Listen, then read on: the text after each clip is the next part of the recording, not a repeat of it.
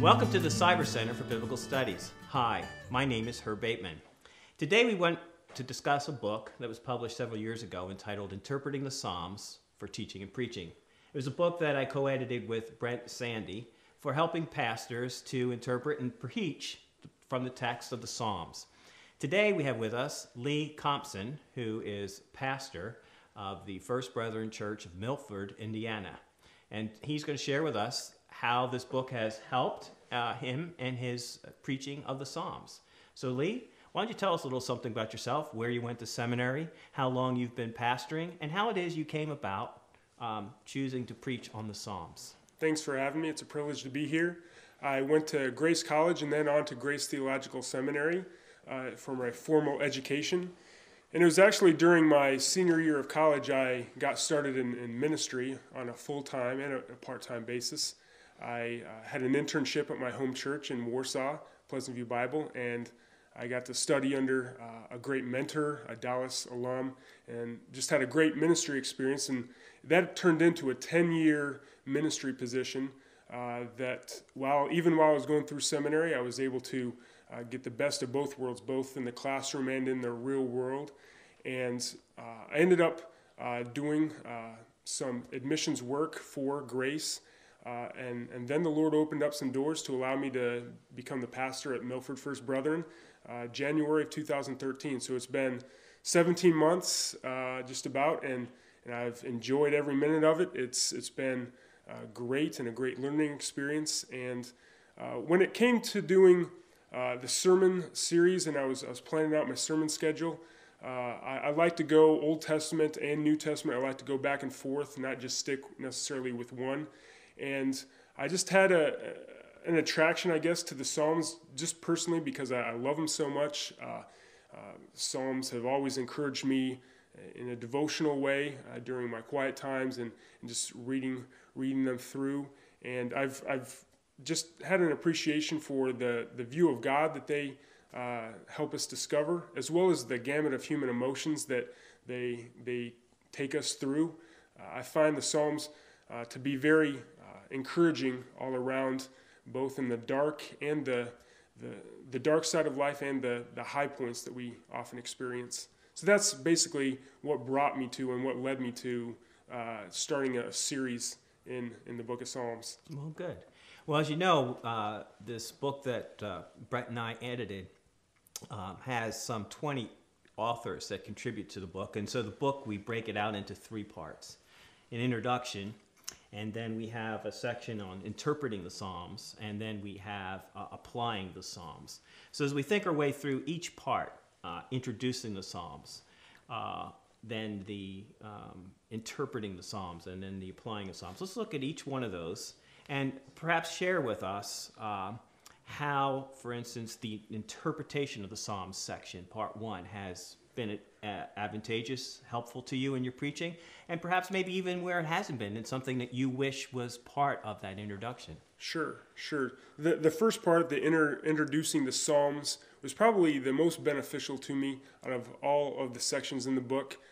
It just helped me come back to the important questions and the foundational issues that come along with preaching and studying the book of Psalms and then communicating them. I really appreciated the early chapters by Dr. Sandy and Dr. Ratza as far as helping explain, how are the Psalms different than, let's say, Galatians or some of the other genres that can be found in the Bible. So it's stuff I remembered from seminary, but it was a great refresher course that helped me just have a new look and a new set of eyes at what I was going to be getting into. I especially appreciated this section as I was preparing for this series, and I still look back at those early chapters each week or every other week just to remind myself, am I asking the right questions of the text? Am I looking at the right things? And am I considering the proper issues, especially when it comes to the genre of poetry? Okay, good. Well, how about, let's move on then to part two of the book, interpreting the Psalms. Of course, this is a section where we have selected Psalms that are interpreted or given some suggestions on how to go about studying them. Tell me about that section. How has that helped you? Sure. Yeah, first of all, the lineup that is in the book of authors and scholars that have contributed chapters is pretty impressive. Excellent evangelical professors and pastors and teachers that I respect to the utmost. Eugene Merrill, Walter Kaiser, just a number. There are, like you said, about 20 of them, but they're all have not only impressive credentials, but they reflect a true, I think, heart for ministry as they help us walk through each psalm that they are considering individually to how can I communicate this to my audience, my church. So I've appreciated, I haven't read all of them, but I've appreciated each of the chapters, especially as they bring it to application and help pastors consider, what are the basics of the outlines that we ought to be considering in each one of the Psalms, and what are the interpretive issues, because they also do get into the real technical aspects too, and I do appreciate that.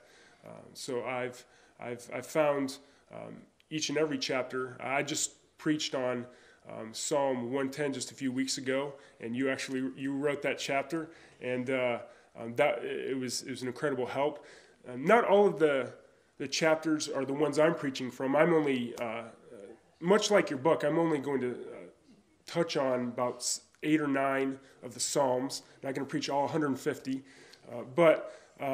so not all of them match up to what I'm going to be preaching, but at the same time, it gives me a great resource to go back to should I want to preach them again later on, should I want to bring them up in a small group Bible study. It provides a wonderful resource of just a phenomenal commentary on each of the individual chapters. Okay, so like us, when we put together that second section, there is no way we could handle all 150 Psalms. No. And so we selectively chosen Psalms representative of what you would find in the Psalter. And that's the way you're preaching. How many weeks are you spending in preaching the Psalms, by the way? How long is your series? About 2 months. Because of this time of year, I'm about halfway through, but this time of year has things like Easter and Mother's Day and Father's Days in a couple months too. That sort of interrupts it. But at the same time, that allows our people to get a sense of each of the types of Psalms. I have emphasized that from enthronement or royal Psalms to praise Psalms to lament. I wanted to touch on each of the categories, much like your book does. And the other thing I appreciate about your book is it approaches each of the books of the Psalms and tries to treat them with probably more respect than many commentators give as to the argument of the entire book. What were the people who were compiling the book of Psalms, what were they thinking, and what were their principles in compiling, book 1 and then book 2 and book 3 all the way through book 5. So I've tried to emulate much what your book does, to be perfectly honest, in giving my people a taste of each of the kinds of Psalms, but also the ongoing and developing argument that is brought about by the Psalms. Well, good. Okay, well, thank you. The last section of the book has to do with applying the Psalms. How has that been a help to you as you have worked your way through and prepared your sermons week by week? Yeah, this third part gets really practical, and I, as a pastor, appreciate that very much, because a lot of times you will get a good technical commentary, and you might find a good application commentary, but most of the commentaries out there don't get practical in the sense that these chapters do in the third part. They really give you some tangible ideas of how to present a particular passage, how to help your people feel, not just learn with their head, but feel with their heart and feel with their emotions and the other senses, quite honestly, what is going on in the particular psalm you're in. Really, these final chapters also help go from the principles that are set about in the first section, and they help get it to personal. Even in a pastor's own personal life, I think they kind of encourage you to really embrace what you're studying and try to be creative. And I think that's a good thing. It's never a bad thing to get creative from the pulpit. Well, I guess it could be a bad thing, but obviously within reason and within some structure, and that's what the third part does. Well, good. Well, good. When I obviously this work has been a help to help direct you in some of your preparation. What are some other sources that you're using? Is there other commentaries that you are geared to, that you refer to on a week besides this particular book? Sure. When I was picking out my specific group of commentaries and resources that I wanted to use, my overall philosophy when I'm starting a new series is and I do try to be expositional, so I'm going to try to cover a book, or like I'm doing with Psalms, cover a lot of what the book is entailed. But I try to pick some of the very technical works out there that help refresh my understanding of the original languages, the Greek or the Hebrew, whatever it might be. I also tried to balance that out with the application-heavy commentary, so one or two of those, and then try to find whatever's in the middle. I think this work strives to keep both, so it's one of those that I appreciate, that it gets technical, but not too technical that it completely loses the pastor and will then maybe lead to losing the audience when I'm preaching. So, but a couple examples would be Leslie Allen, I think, wrote the third volume in the Word Biblical Commentary. It's a very technical commentary. It gets into the nuts and bolts of the Hebrew and very much deep into the language. So I do appreciate that. Alan Ross has an excellent commentary. Actually, I think just the first volume of his, I believe he's coming out with 3 from Kriegel. The only one I was able to find was Psalms 1 through 41, the first book. But that's an excellent one, and he does tackle each and every psalm, which was quite an undertaking for him, I'm sure. But he does also get into the practical aspects and helps preachers know what they should be really focusing on from a good hermeneutic. A couple others, the Expositor's Bible Commentary is one I use. That's an excellent series. Derek Kidner has that's an older one, but he's a good scholar, especially when it comes to Psalms and Proverbs. There are a couple other. I do look both for the good authors and the good scholars, but also the good series, and Word would be one. The exegetical, the NIV application commentary is another pretty solid one that I enjoy. So I try to go for a mix, and in this case, that's what I've done. Along with, I guess I should mention BibleWorks. I'm a BibleWorks 8 owner, so I still use that as a resource. Okay. Very good. Very good. Impressive. Yeah. And just as a plug for Dr. Ross's commentary series, he does have the second volume out. Okay. The second one is out, and I think the third one is coming out this November. So all 3 volumes will be out by the end of this year through Kriegel.